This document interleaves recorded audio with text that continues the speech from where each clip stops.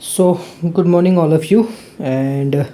welcome back to our channel CS with Shashank. हमने जो पिछला वीडियो था, जो पिछला टॉपिक था, वो हमने समझ लिया था उसमें कि सेबी के under issue of capital and disclosure requirement जो रेगुलेशन 2018 है, उसके तहत कौन कौन से हमको डिस्क्लोजर्स करना पड़ते हैं, कंपनी को डिस्क्लोजर्स करना पड़ते हैं। अब जो है हमारा नेक्स्ट टॉपिक है वो है सेबी का ही दूसरा रेगुलेशन है, ठीक है। सेबी का ही है वो SEBI substantial acquisition of shares and take over regulation 2011, ठीक है। जो हमने ऊपर पढ़ा था वो 2018 वाला रेगुलेशन था, ठीक है। और वो किससे डील करता था? जब आप कैपिटल इशू करते हो या उससे जुड़े हुए जो डिस्क्लोजर्स है उनसे। अब जो हम पढ़ेंगे वो टेक ओवर से जुड़ा हुआ है, ठीक है, क्योंकि इसका नाम ही यही है, substantial acquisition of shares and take over, ठीक है। सो और कोई डिले ना करते हुए लेट्स गेट स्टार्टेड। सबसे पहले इसमें हम पढ़ेंगे डिस्क्लोजर्स ऑफ एक मिनट थोड़ा सा जरा इसको सही कर दूँ, ठीक है। देखो, सबसे पहले हम इसमें समझेंगे disclosure of acquisition and disposal, ठीक है। मतलब एक्वाजिशन और डिस्पोजल से जुड़े हुए कुछ डिस्क्लोजर्स। तो इसमें सबसे पहला पॉइंट आता है, इसको मैं मार्कअप कर लेता हूँ पूरा को स्पेसिफाई तक, ठीक है। सो सबसे पहला पॉइंट इसमें आता है, any acquirer who acquire shares और voting rights in a target company which taken together with shares or voting rights, if any, held by him and by such person acting in concert with him in such target company, aggregating to 5% or more of the shares of such target company, shall disclose their aggregate shareholding and voting rights in such a target company in such form as may be specified। समझते हैं क्या कहना चाह रहा है। तो any acquirer, ठीक है, कोई भी एक्वायरर हु एक्वायर शेयर्स और voting rights in target company, जो मतलब कोई भी एक पर्सन जो कि भैया शेयर्स एक्वायर कर रहा है, एक तरीके से शेयर खरीद रहा है, शेयर परचेस कर रहा है किसी कंपनी में, या वोटिंग राइट्स जो है वो टेक ओवर वोटिंग राइट्स ले रहा है किसी टारगेट कंपनी में, किसी कंपनी में, which taken together with shares और voting rights if any held by him and by person acting in concern with him in such target company, aggregating to 5% और मोर, ठीक है। जो कि भैया कितना जा रहा है टारगेट कंपनी में, उसने पहले से भी और कुछ शेयर्स या कुछ वोटिंग राइट्स उसके पास पहले से थे, और दोनों का एग्रीगेट कितना जा रहा है 5% या उससे ज़्यादा का, ठीक है, उन टारगेट कंपनी के शेयर्स में, share disclose their aggregate share holding, तो उन्हें डिस्क्लोज करना पड़ेगा अपने एग्रीगेट शेयर होल्डिंग और वोटिंग राइट्स उस टारगेट कंपनी में, ठीक है, इन सच फॉर्म एज में भी स्पेसिफाइड, ठीक है। एक बार और से समझते हैं क्या कहना चाह रहा है। तो देखो, any acquirer who acquire shares और voting rights in a target company, कोई भी एक्वायरर जो एक्वायर करता है शेयर्स या वोटिंग राइट्स किसी टारगेट कंपनी में, विच टेकन टुगेदर, ठीक है, जो कि वो साथ में ले रहा है उन शेयर्स या वोटिंग राइट्स के जो कि उसके पास में पहले से हैं, या कोई पर्सन जो कि उसके साथ में काम कर रहा है, ठीक है, उस सेम टारगेट कंपनी में, एग्रीगेटिंग टू 5% और मोर, ठीक है, जिसका एग्रीगेट कितना जा रहा है 5% या उससे ज़्यादा का of the shares of such target company, उस टारगेट कंपनी के शेयर्स में, shell disclose their aggregate share holding, तो उन्हें डिस्क्लोज करना पड़ेगी अपनी एग्रीगेट शेयर होल्डिंग, ठीक है, या वोटिंग राइट्स उस टारगेट कंपनी में। दूसरी चीज़, any person who together with person acting in concern with him, ठीक है, कोई भी पर्सन उस पर्सन के साथ में जो कि उसके साथ में काम कर रहा है, होल्ड शेयर्स और वोटिंग राइट्स एंटाइटलिंग देम टू 5% और मोर ऑफ द शेयर्स और voting rights in target company, ठीक है, या तो वो खुद से होल्ड करता है शेयर्स या वोटिंग राइट्स या किसी साथ दूसरे पर्सन के साथ में, ठीक है, 5% या उससे ज़्यादा टारगेट कंपनी के, shall disclose the numbers of share और voting rights held and change in shareholding or voting rights, even if such change results in shareholding falling below 5%, if there has been change in such holding from the last disclosure made under subregulation 1 or under this subregulation, and such change exceed 2% of total shareholding or voting rights in target company in such form as may be specified, ठीक है। मतलब सीधी सी बात है कि अगर कोई person या कोई एक पर्सन जो दूसरे पर्सन के साथ में मिल के, ठीक है, शेयर्स या वोटिंग राइट्स होल्ड कर रहा है किसी टारगेट कंपनी में 5% या उससे ज़्यादा, ठीक है, तो उसे डिस्क्लोज़ करना पड़ेगा कि कितने नंबर ऑफ़ शेयर्स या वोटिंग राइट्स जो उसके पास में है, और अगर कोई चेंज होता है शेयर होल्डिंग में या वोटिंग राइट में चाहे फिर वो चेंज से मतलब चाहे वो चेंज नेगेटिव ही क्यों ना हो, मतलब आपके शेयर चाहे पर्सन के शेयर 5% से कम हो जाए, वो चीज़ भी डिस्क्लोज करना पड़ती है। तीसरा पॉइंट, थोड़ा सा उसको अपन पूरा ले लेते हैं। The disclosure required under sub-regulation 1 and sub-regulation 2 shall be made within 2 working days of the receipt of intimation of allotment of shares or acquisition of shares or voting rights in the target company। देखो जो disclosure person को जो disclosure बताए गए हैं सब regulation 1 और sub regulation 2 में, वो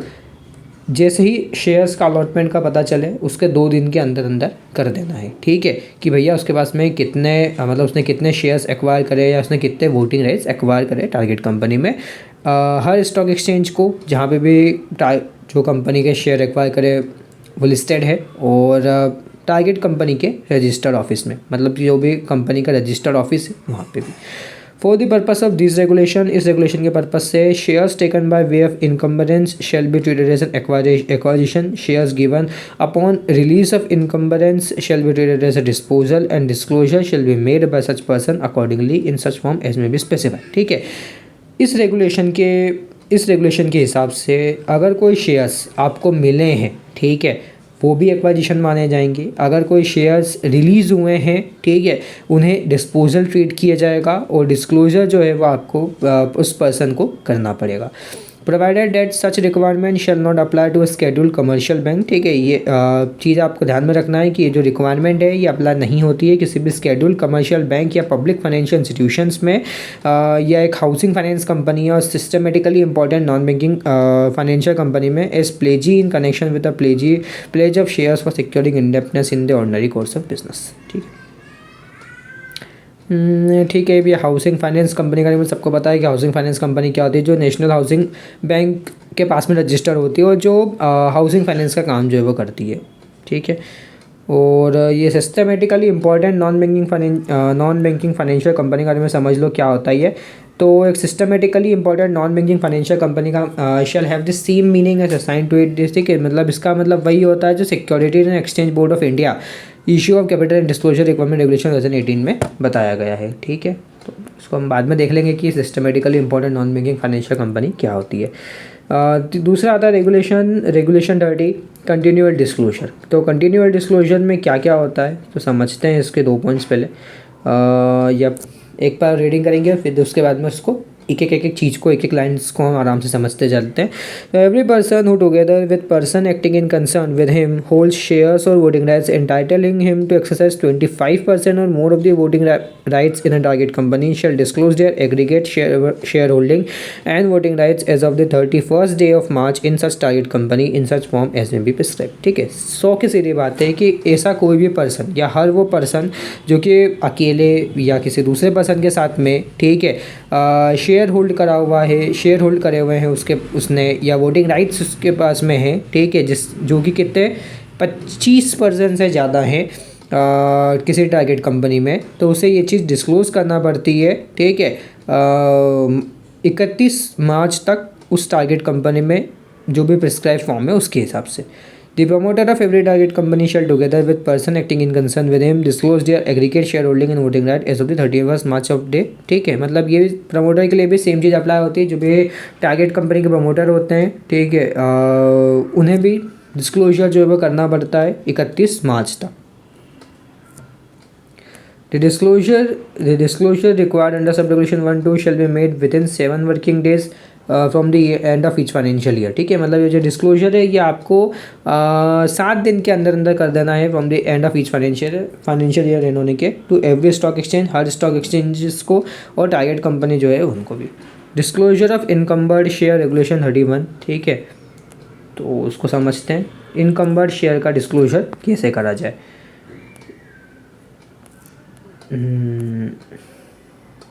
ठीक है,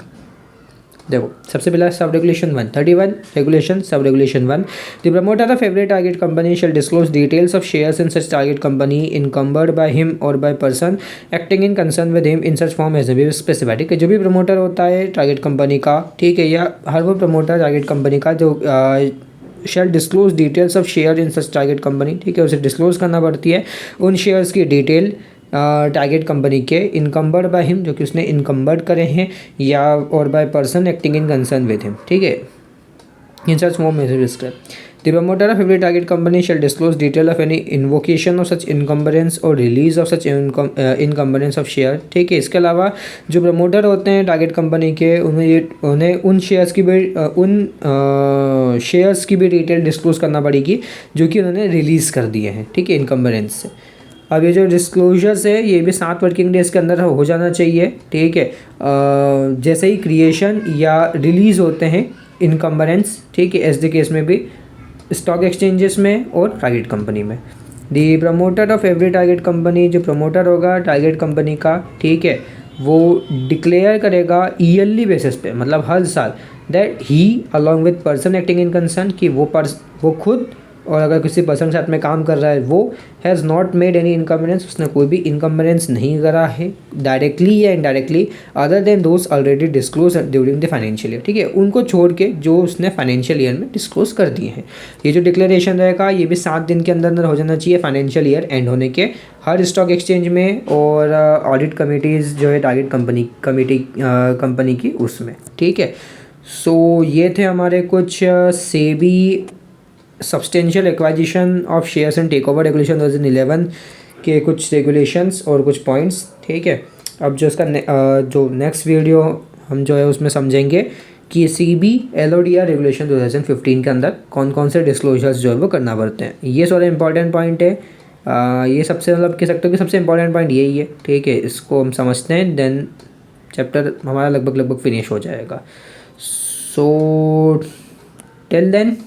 आई होप कि आप सब अच्छे से रहें, बिल्कुल खुश रहें और